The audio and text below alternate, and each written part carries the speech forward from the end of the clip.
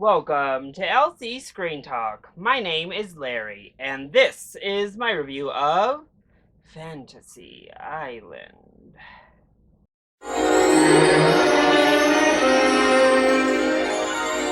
Fantasy Island is a loose adaptation of the classic television show. This time, a horror edition, as a group of people win a trip to a mysterious island in which their deepest fantasies come true. But as their fantasies play out, our guests begin to realize not everything is as it once would seem. They hooked me in a little bit with that Seven Rings just beat in those trailers. And if I'm being honest, it didn't look good per se, but the premise was interesting and I had hope for Fantasy Island that it would deliver some kind of fun, schlocky horror film. So I was actually pretty excited overall to go into this film. Unfortunately, though, Fantasy Island was just bad. Yeah, I'm sad. So, let's go ahead and talk about the positives first. Well, I mentioned the concept, the origin story of what could have been here was interesting. This island that gives fantasies and gives, but is not as benevolent as it would once seem. However, they take it into twists and turns that are just horrible.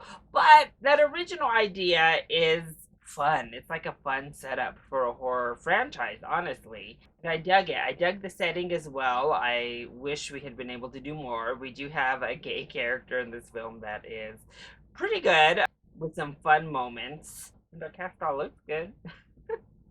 But that's about it, honestly. There's not very much good when it comes to Fantasy Island. So let's go ahead and talk about all of the wrong steps. First of all, I mentioned it before, the twists, the turns, the plot in general is just eye roll inducing. It is terrible.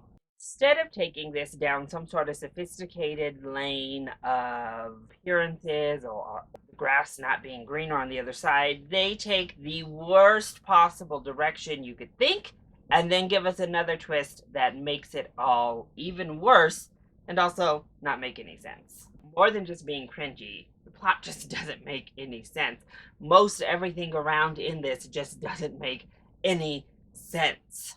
And then we don't care about any of these characters. They all have very loose, vague backstories that we explore to very little degree as we move through the film. But these people aren't developed really in any sort of meaningful way. They're not explored.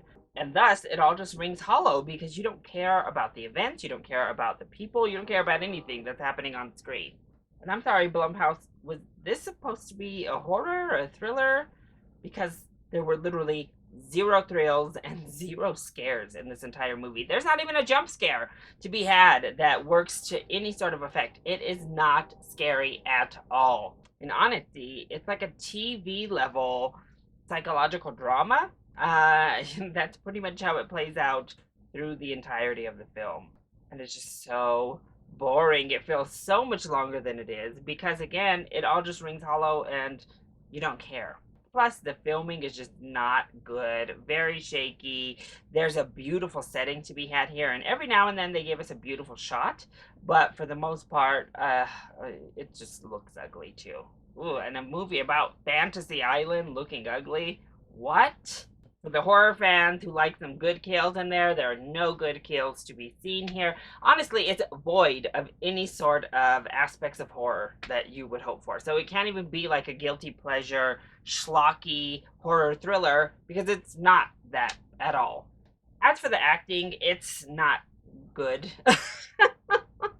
I mean, it's not necessarily bad. I don't think anyone's bad per se.